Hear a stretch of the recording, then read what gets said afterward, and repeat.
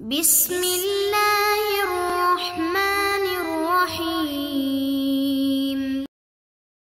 اعوذ باللہ من الشیطان الرجیم بسم اللہ الرحمن الرحیم صلی اللہ علی رسولہ الکریم وآلہ الاطیبین الاطہرین المعصومین السلام علیکم ورحمۃ اللہ وبرکاتہ۔ طلاب کرام عزیز، کیسے ہیں؟ امید کرتے ہیں آپ خیر و عافیت سے ہوں گے۔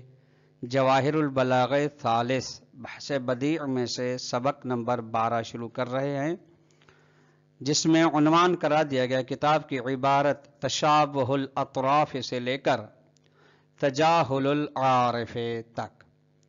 طلاب کرام عزیز، آج کے درس میں جن نکات کو محور گفتگو قرار دیا جائے گا وہ یہ ہیں: نمبر 1، تشابہ الاطراف کی وضاحت کی جائے گی کہ تشابہ الاطراف کسے کہتے ہیں، کیا تعریف ہے، کیا اقسام ہیں، کون سی مثالیں ہیں۔ نمبر 2، عکس کی وضاحت کی جائے گی، عکس کسے کہتے ہیں اور عکس کے استعمالات کون سے ہیں۔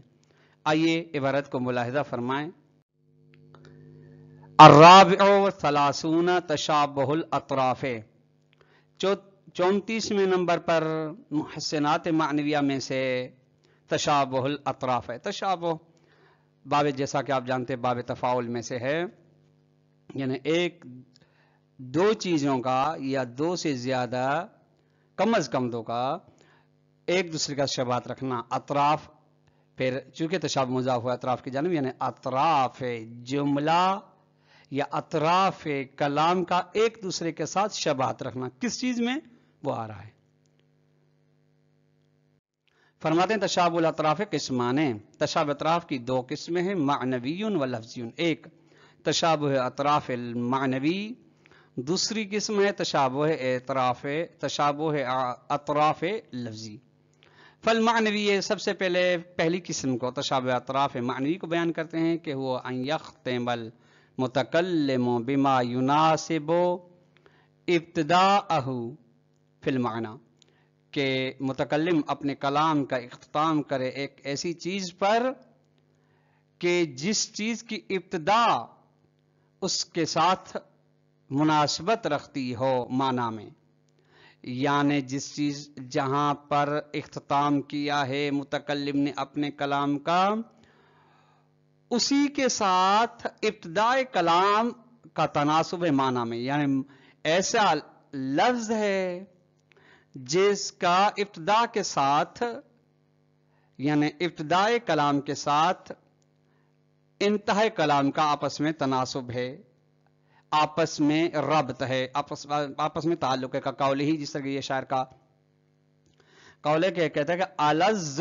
من السحر الحلال حدیثہ، کہ اس کی گفتار سحر حلال سے لذیذ تر ہے۔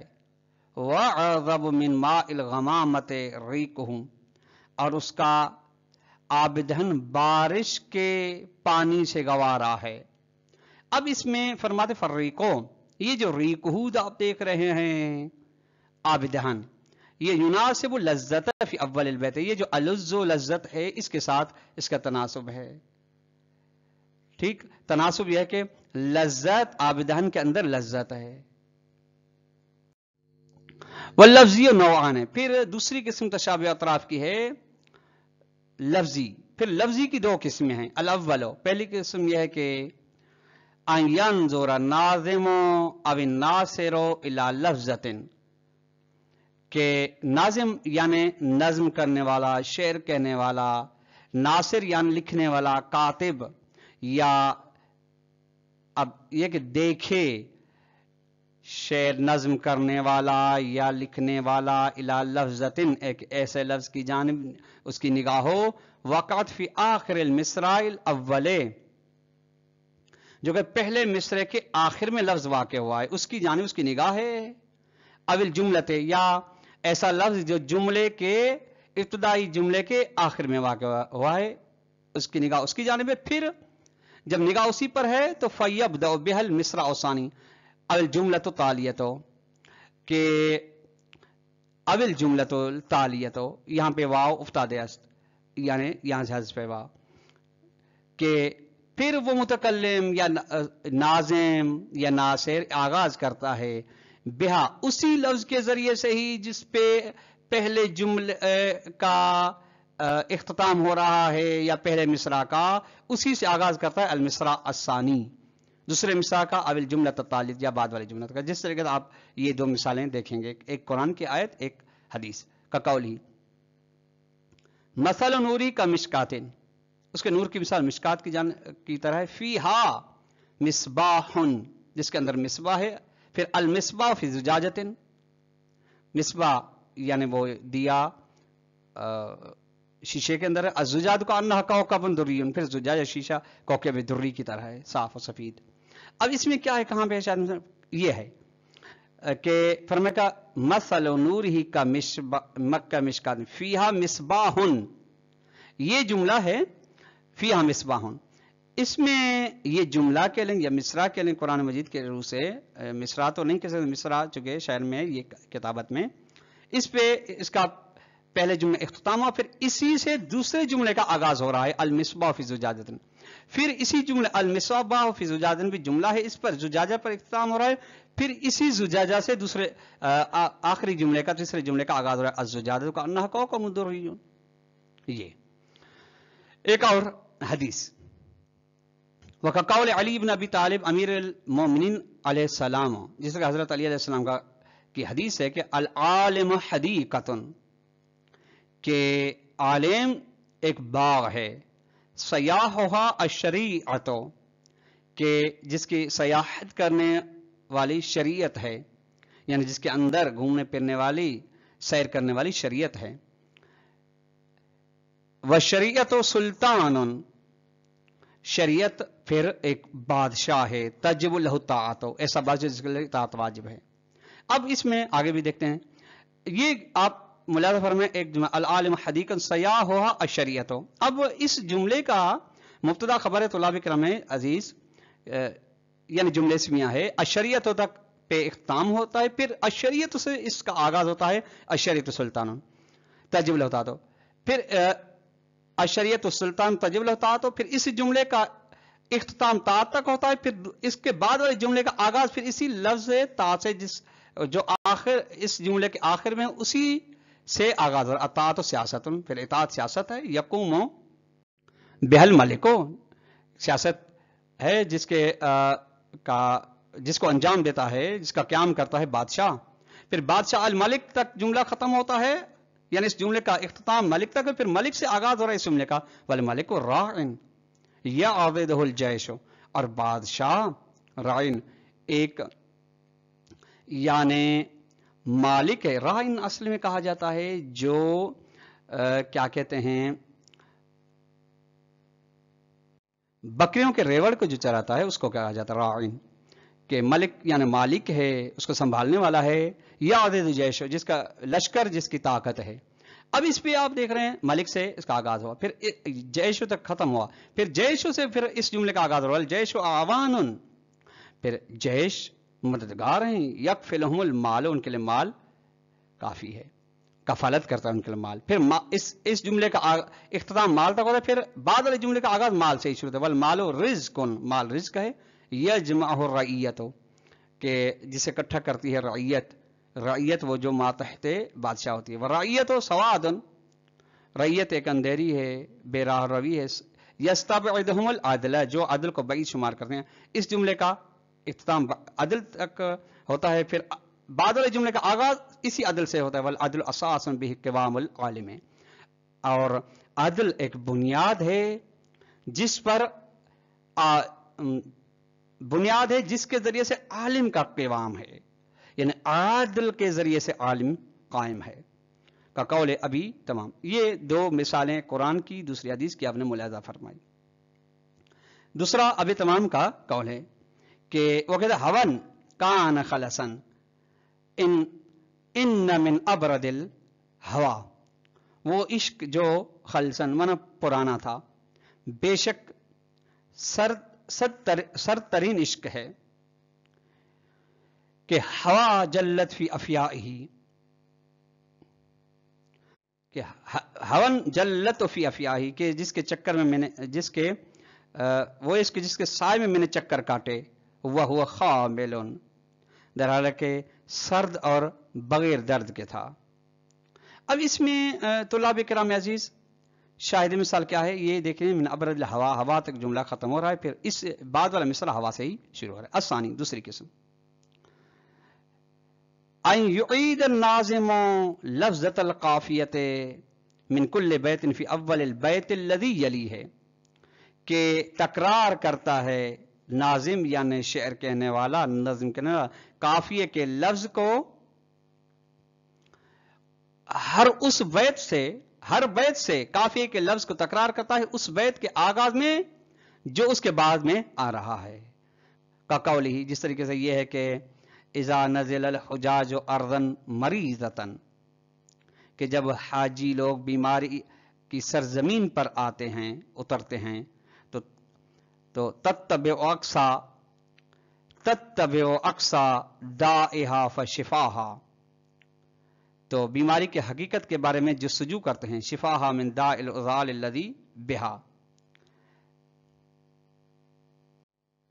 شفا دیتے ہیں سخت ترین بیماری سے۔ غلام اذا حز القناۃ سقاها، نوجوان جب نوک نیزہ کو حرکت دیتا ہے تو سقاها فرواها یشرب سجالها، تو اسے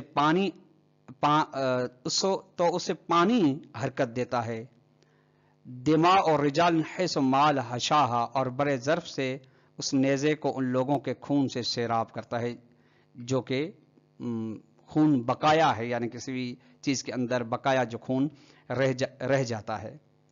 اس میں طلاب کرام آپ دیکھیے، ملاحظہ فرمائیں کہ ناظم کہنے والے نے دیکھیے کس لفظ کو تکرار کیا ہے، کہ یہ دیکھیے شفاہا، یہ شفاہا، پھر سقاہا، پھر سقاہا، اس طریقے سے سجالہا، حشالہا، حشاہا، یہ اس طریقے سے ان کو تکرار کیا ہے۔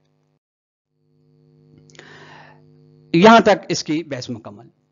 الخامس و ثلاثون العکس، 35ویں نمبر پر محسنات معنویہ میں سے ہے عکس۔ عکس یعنی الٹ کرنا، ٹھیک ہے، برعکس کر دینا، الٹ کرنا، وارونا کر دینا۔ یہ تعریف اس طرح العکس ہوا ان تقدم فی الکلام جزءا، کہ آپ مقدم کریں کلام کے اندر ایک جز کو، وتؤخر جزءا، اور ایک اور جز کو مؤخر کریں، ثم تعکس، پھر اس کو الٹ کر دیں، یعنی جس کو مقدم کیا اس کو مؤخر کریں، پھر جس کو مؤخر کیا اس کو مقدم۔ تعکس ثم تعکس کی وضاحت بائی بیانے کے ذریعے سے ہو رہی ہے کہ بیان تقدم اخرت، کہ جس کو آپ نے مؤخر کیا تھا پہلے ابتدا میں، اس کو مقدم کر دیں، تو اخر ما قدم تھا، اور اس کو مؤخر کریں جس کو مقدم کیا تھا۔ یاتی علی عنوان، یہ عکس چند اقسام پر مشتمل ہے۔ الاول الف ان یقع العکس بین احد طرفی جملۃ، کہ یہاں پہ عکس یعنی تقدم و تاخر، الٹ ہونا، یہ جملے کے دو طرفوں میں سے ایک طرف کے درمیان میں واقع ہوتا ہے، دو میں سے کسی ایک کے درمیان۔ وما اضیف الیہ ذالک طرف، اور اس چیز کے درمیان جس کی جانب اس طرف کی نسبت دی جاتی ہے یا اس کو مضاف کیا جاتا ہے۔ ایک جملے کے ایک طرف کے درمیان ہے وہ بین طرف الآخر، اور جملے کے دوسرے طرف کے درمیان واقع ہوتا ہے وما اضیف الیہ، اور اسی کی دوسرے کی جانب اس کو مضاف کیا جاتا ہے۔ اب اس میں دیکھیے کلام الملوک، ملوک الکلام ہے، بادشاہوں کا کلام، بادشاہ ہے کلام ہوتا ہے۔ یہ اس میں طلاب کرام ملوک الکلام مضاف الیہ، یہ مضاف ہے، یہ مضاف الیہ، یہ مبتدا، پھر یہ بھی مضاف الیہ ہو کے خبر ہوا، یہ جملے اسمیہ ہوا، ٹھیک ہے۔ اس میں یہ جو لفظ کلام طلاب کرام مبتدا ہے اور ملوک کی جانب مضاف ہوا ہے، یعنی ملوک جو ہے مضاف الیہ ہے اس میں، پھر اس میں بعد والے جز میں جو خبر ہے اس میں پھر ملوک کو مقدم کیا ہے، اس میں مؤخر کیا، اس میں مقدم کیا ہے۔ با دوسری قسم ان یقع العکس بین متعلقات فعلین فی جملتین، یہ تھوڑا سا ٹائپ کی غلطی ہے، فعلین ہے، کہ عکس واقع ہوتا ہے جملے کے دو فعلوں کے متعلق کے درمیان میں، یعنی جملے کے اندر دو فعل ہیں، پھر دو فعلوں کے متعلق سے مراد ہے جار مجرور یا ظرف مظروف، ان کے درمیان واقع ہوتا ہے۔ اب اس میں دیکھیے کقولی یخرج الحی من المیت و یخرج المیت من الحی، خدا ان متعلق ذات وہ ہے جو زندہ کو مردہ سے نکالتا ہے اور مردہ کو زندہ سے نکالتا ہے۔ اب اس میں شاید مثال کہیں حی اور میت، من المیت،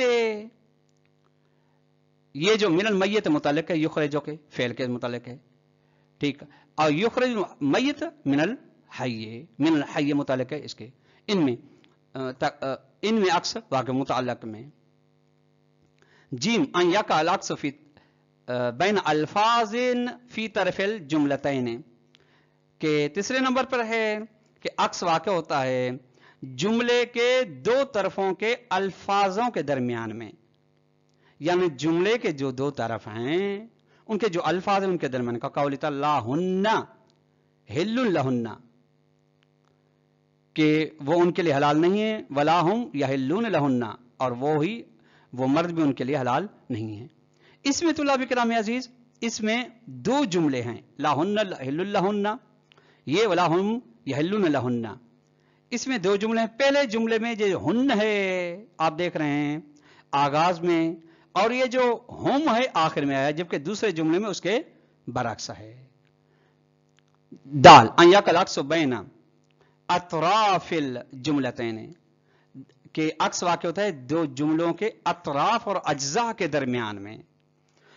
اراکین جو جملے کے رکن ہوتے ہیں ان کے قول شاعر، جس کے شعر کا قول طویت باحراز الفنون ونیلھا رداء شباب والجنون فنون وحین تعاطیت الفنون وحزها تبین لی ان الفنون جنون، کہ وہ کہتا ہے تویتو کہ میں نے فنون کو حاصل کرنے کے لیے جوان کی ردا پہن لی،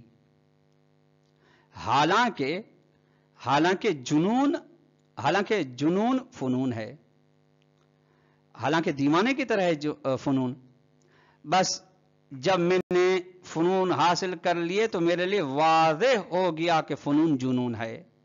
اس میں طلاب کرام پہلے بیت کے شروع میں فنون آیا ہے، آپ دیکھیں اس میں مقدم ہے، اور دوسرے بیت کے آخر میں یہ آخر میں آیا ہے، یہ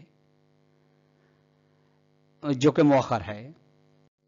وَكَقَوْلِ الْمُتَنَبِّي إِذَا أَمْطَرَ مِنْهُمْ وَمِنْكَ سَحَابَةٌ فَوَابَ لَهُمْ طَلٌّ وَطَلُّكَ وَابِلٌ، یہ دیکھیں مِنْهُمْ وَمِنْكَ، یہ وابل طَلٌّ وَطَلُّكَ وَابِلٌ، یہ آخری ہاں ان یکون العکس بتردید مصراع البیت معکوساً، کہ پانچویں نمبر ہے کہ عکس ہوتا ہے کہ بیت کا مصرع مردد ہوتا ہے عکس کی صورت میں، یعنی مردد ہوتا ہے سے مراد یہ ہے کہ وہ معین نہیں ہوتا ہے۔ کا قول شاعر، یہ شاعر کا قول ہے کہ ان للوجد فی فؤادی تراکم لیت عینی قبل الممات تراکم فی ہواکم یا سادتی مت